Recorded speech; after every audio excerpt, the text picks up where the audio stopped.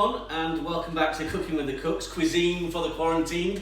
It's Monday and it's time for ice cream today. First of all, I hope you're all keeping well, dealing with the boredom, managed to try out a few recipes. Thank you all for watching the videos and for sharing as well. Please share this one because it's a cracker. You've got two recipes in one today. We're going to make ice cream.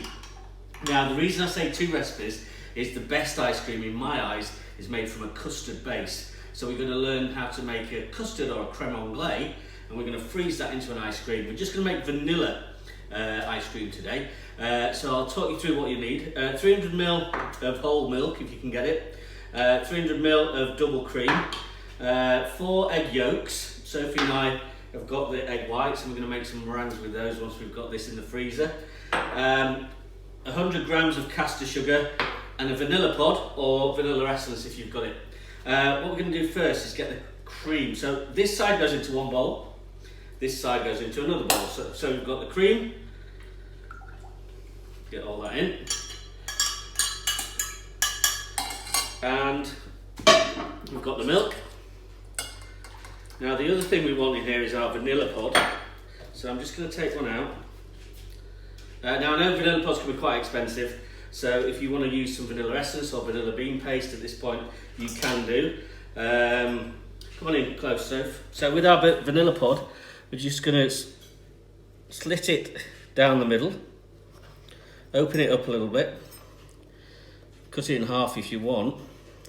But the idea is with this, we're going to get all those lovely seeds out, because that's where all the flavour is. So if you scrape your knife along it, see those seeds, that's what we want, pop it in the pan. So we've got all the seeds out, we're going to pop that in our pan along with the rest of it. And what I like to do, we're going to sieve this later anyway, is pop that in so we get the maximum flavour from that vanilla pod. Okay, that's that. We're going to put that on a really low heat. We're going to watch it constantly, stir it with a wooden spoon. You want to get it to just before it boils. So really low heat, wooden spoon, keep stirring. In this bowl, I'm going to put my 4 egg yolks and my sugar, and I'm going to whisk that. Now you can put corn flour in this as well if you want, but I don't use it in this recipe. If you want a teaspoon of corn flour at this point, just thicken the custard up a little bit. So I'm going to whisk this. If you look now, it's really orangey from those free range eggs. I'm going to whisk it until it goes lighter and it's incorporated all that sugar. So come back in 2 and we'll have a look. Right, okay, we whisked our eggs. As you can see, they've gone a nice light colour and increased in volume. I've taken the pan off. You've got to keep an eye on this pan. Do not let it boil over. Don't let it boil, just under boiling. If that spills on your hob, you're going to spend all afternoon cleaning it off. So I've just let it cool down for a minute. So what we're going to do is we're going to whisk that hot milk, cream and vanilla into our eggs and sugar. Now, if you put it in all at once, you risk just creating scrambled eggs basically. So we're going to make sure we put it in a little bit at a time and we whisk in as we do that. So we're not going to pop it in all at once, we're going to be really quite steady with it and we're going to keep it moving. It shouldn't take too long. So make sure you are whisking at the same time. Unless you want to put it on a slice of toast for your breakfast, it might be a bit sugary.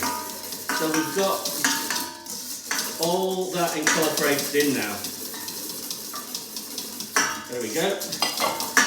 Now what we're going to do, in case some of that egg did catch a little bit, we're going to sieve it back into our pan. Now this will just take out any lumps that we've got. There shouldn't be too many. Takes the froth off as well. And what I like to do is just make sure there's no lumps in there, but at the bottom of this pan there's all the lovely vanilla seeds, so we're going to make sure they go in. Right, I'm going to put that back on the heat. Now the idea of this now is that it will thicken up. Now you've got to keep stirring it for about 5 minutes. We're looking for a point where we can draw a line down the back of a spoon and it sort of stays there. So I'm going to pop it back on the heat just so it thickens up, then we're going to go to the next stage. See you in a bit. Right, welcome back. We've had this on the hob for about 5 minutes. You've got to constantly stir it, get right into the corners, and as you can see, it's thickened up nicely. Sophie just wants to eat the custard, but we said we were making ice cream. So this basically is custard, creme anglaise. You can pop it on your apple crumble, on your jam sponge. It'll be the most delicious custard you will have tasted. Just the same, exactly the same recipe. Now, we're making vanilla ice cream today. If you want to make flavoured ice cream, if you've got a liquid flavouring, like a salted caramel sort of liquid, you can pop that in now and keep stirring it before we freeze it. If you want something more solid, like I don't know, chocolate chips or some fruit in there, don't put it in yet, and I'll tell you when to put it in. So basically, we're going to try and cool this down as quickly as we can before we get it in the fridge. So I'm going to pop it into another bowl. Scrape all those lovely bits out. And we're going to let that cool down at room temperature. I'm then going to pop it in something you can pop in the freezer. Now, you don't need an ice cream maker to make ice cream. It just takes a little bit more work. So once that's cooled down, we're going to bob it in there, bob it in the freezer, and then on the hour, every hour, for 3 hours, we're going to stir it. So after an hour, we're going to take a whisk to it and give it a whisk. This just gets the ice crystals out if there's any in there. After 2 hours, we're going to give it another whisk. After 3 hours, a final whisk, and then we're going to leave it in there for probably another 3 or 4 hours. When you want to use your ice cream, you're going to take it out about 10 minutes, 20 minutes before you need to use it, so it can get nice and soft. And I said you might want to add some solid bits in, like raspberries in there, or bits of cookie dough, or whatever. Don't do that now. Do it on your second or third whisk when it's got a little bit firmer, because if you put it all in now, they'll all fall to the bottom. So we're going to let this cool down, we're going to get it in the freezer, and then we're going to come back when it's done and serve it up. See you in a bit. Right, welcome back. It's the day after. The ice cream's been in the freezer all night. I've had it out for about half an hour, just so it softens up a bit, because it hasn't got all those nasty chemicals in to keep it soft. So you need to leave it out for about half an hour. So we're going to serve it up. Sophie wants a cone, so let's do that first. I've got my ice cream scoop in a bit of warm water. Oh, this looks fantastic. Come on, look at this, Soph. All those little bits of vanilla in there. Really lovely ice cream. So we're going to bob that on there for Soph. Now, Sophie wanted a topping. We've been looking round at what we've got in for toppings. Remember when we made honeycomb? Well, all the honeycomb's gone, but there's some bits in the bottom. So if I pop that in there and try and dip that in with you, Soph. Let's have a look.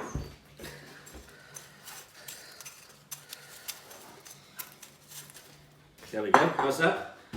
Leave that there for you when you finish filming. And I'm going to just serve one slightly differently. Remember, we made some meringues out of the egg whites yesterday. Well, I'm just going to bob one on there, keep that for later. I'm going to pop a scoop in the middle.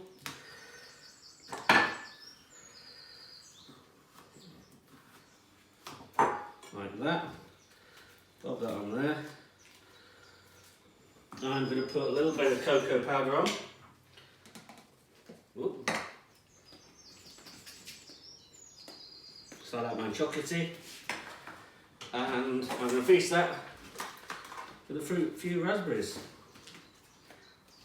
to make it healthy. Right, there we are.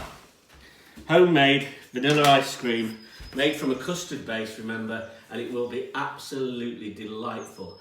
On Wednesday, we're doing steak. We're going to do it in a frying pan, so grab yourself a bit of rump, sirloin, ribeye, or if you're feeling a bit flush, a bit of fillet. I'm going to show you how I cook my steaks to make sure they're perfectly cooked to your liking and they taste delicious. So Wednesday is steak day. In the meantime, stay safe, stay indoors and keep cooking. See you Wednesday. Bye bye.